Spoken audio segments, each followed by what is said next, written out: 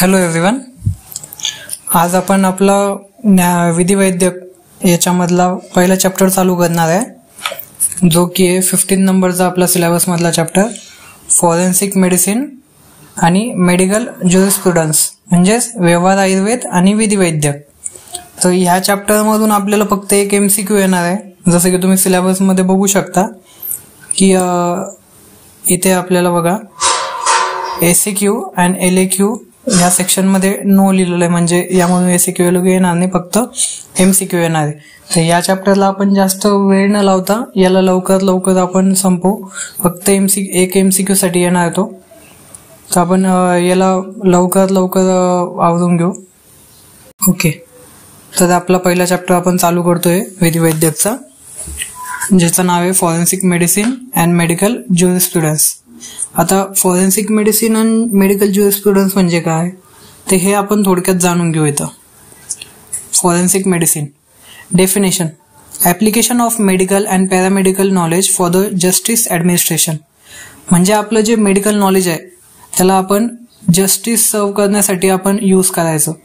जसं की काही कोर्टमध्ये प्रोसिजर चालू असेल तर तिथे आपल्याला ऍज अ मेडिकल प्रोफेशनल बोलवलं जातं आणि त्या केसशी रिलेटेड जे आपल्याला मेडिकल नॉलेज यूज करायचंय त्यासाठी आपण म्हणू शकतो की फॉरेन्सिक मेडिसिन आहे. आता याच्यामध्ये बघा वेगवेगळ्या फील्ड्समध्ये आपण फॉरेन्सिक मेडिसिन यूज होते.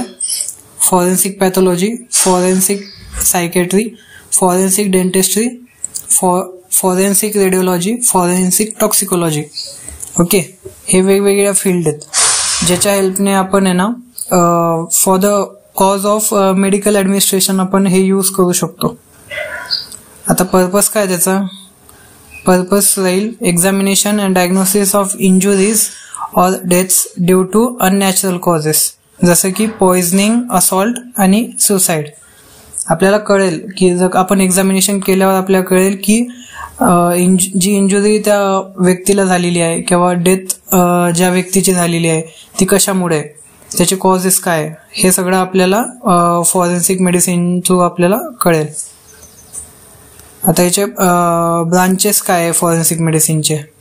याचे 2 ब्रांचेस आपण पकडू शकतो. क्लिनिकल फॉरेन्सिक मेडिसिन म्हणजे investigation of trauma in living patients. जे लिव्हिंग पेशंट आहे यांच्यामध्ये इन्व्हेस्टिगेशन जेव्हा करतो आपण ते क्लिनिकल फॉरेन्सिक मेडिसिन म्हटलं जातं.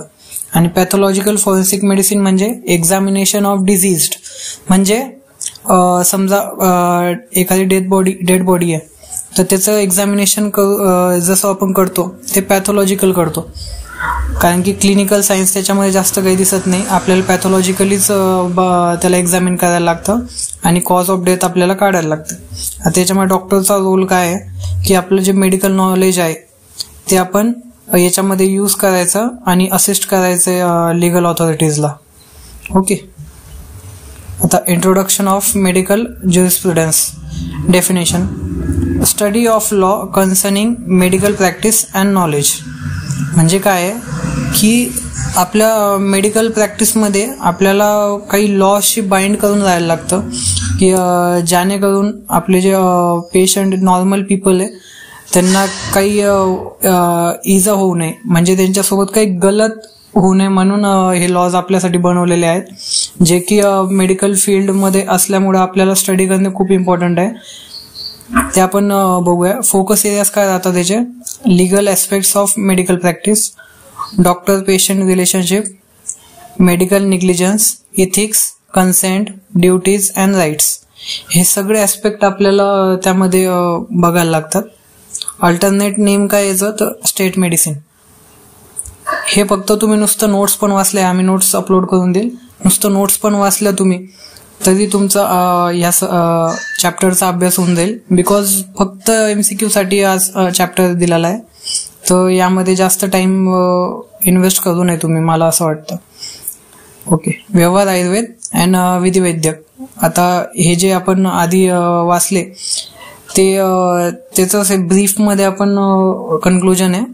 व्यवहार आयुर्वेदमध्ये discrimination between true and false, enhance faith in dharma, हे आपल्या जे म्हणतो आपण की ग्रंथांमध्ये दिलेले त्याचे डेफिनेशन आहेत. ज्याच्यासाठी आपण मॉडर्न टेक्निक्समध्ये आपण त्याला फॉरेन्सिक मेडिसिन असं म्हणतो. विधिवैद्यक हा जो टर्म आहे तो मेडिकल ज्युरिस्प्रुडन्ससाठी यूज केला जातो. हे सगळ्यांचे रूट्स आपले एन्शंट इंडियन ट्रेडिशन्स आहेत आणि तिथूनच हे सगळं उत्पन्न झालंय व नंतर त्याला मॉडर्न एस्पेक्टने आपण त्याला नाव दिलेले आहेत. ओके, तर आता 3 मेन आपण जे कोड्स आहे ते बघणार आहेत.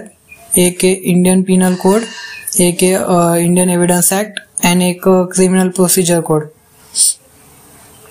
आपल्या इंडियामध्ये जर का कोणतेही क्राईम होत असेल तर त्यासाठी लागणारे 3 महत्वाचे ऍक्ट्स आहेत. आपण एक एक करून त्यांना बघू. इंडियन पिनल कोड, IPC म्हणतो आपण त्याला. इनॅक्टमेंट इयर याचं 1860 आहे. हे तुम्हाला इयर्स लक्षात ठेवा, बिकॉज आला तर MCQ याच्यावर डेफिनेटली येऊ शकतो. इयर्स, अजून त्याच्यामध्ये किती चॅप्टर्स आहे, किती सेक्शन्स आहे हे तुम्ही पाठ केलं पाहिजे. आता याच्यामध्ये इनॅक्ट इयर आहे 1860. नंतर डिटेल्स जे काय आहे, ऑफिशियल क्रिमिनल कोड आहे आपला इंडियाचा. याच्यामध्ये 23 चॅप्टर्स असतात आणि 511 सेक्शन्स असतात. याचा पर्पज काय आहे? It covers all the substantive aspect of criminal law. म्हणजे क्रिमिनल लॉ मध्ये आपल्याला यूज करता येईल हे पिनल कोड जो आहे. नेक्स्ट आहे इंडियन एव्हिडन्स ऍक्ट. याचा इनॅक्टमेंट इयर आहे 1872. याचे details, rules of admissibility of evidence in courts. याचे 11 चॅप्टर्स आहे, 167 सेक्शन्स आहे. आणि सिग्निफिकन्स काय आहे? हे एक स्टँडर्डाइज एव्हिडन्स लॉ आहे ऑल ओव्हर इंडिया. म्हणजे जर का आपल्याला कोणते एव्हिडन्स वगैरे शो करायचे किंवा आपण एव्हिडन्स कलेक्ट करतोय तर याच्यामध्ये जे रूल्स वगैरे दिले किंवा जे सेक्शन्स लावलेले त्यानुसार आपल्याला चालायला लागतं. Criminal procedure code, CRPC. Enactment year 1973 आणि इफेक्टिव्ह होतं 1 एप्रिल 1974 पासून. Details, procedure for criminal law administration. आता याच्यामध्ये काय होतं की जे प्रोसिजर्स आहेत क्रिमिनल लॉशी रिलेटेड ते याच्यामध्ये ऍक्ट्स दिलेले आहेत की याच्यामध्ये कसं ऍडमिनिस्ट्रेशन तुम्ही केलं पाहिजे. याच्यामध्ये 37 चॅप्टर्स आहे, 484 सेक्शन्स आहे, 2 स्केड्युल्स आहे आणि 53 फॉर्म्स आहे. याच्यामध्ये 2 इम्पॉर्टंट सेक्शन्स आहेत जे आहे सेक्शन 53 आणि सेक्शन 53A. सेक्शन 53 मध्ये मेडिकल एक्झामिनेशन ऑफ अक्युज्ड लिहिलेलं आहे अँड 53A मध्ये एक्झामिनेशन इन रेप केसेस याबद्दल सांगितलेलं आहे. जर का तुम्हाला याचं एकदम डिटेलमध्ये स्टडी करायचं असेल तर मी ते पण PDF टाकून देईल, तुम्ही डिटेलमध्ये वाचू शकता. पण एक्झाम पॉइंट ऑफ व्ह्यूने हा चॅप्टर एवढा इम्पॉर्टंट नाही आहे, फक्त एक MCQ येणार आहे. तर मिनिमम जेवढं इम्पॉर्टंट आहे तेवढं मी PPT मध्ये तुम्हाला कव्हर करतोय आणि हे इनफ राहील तुम्हाला पासिंगसाठी.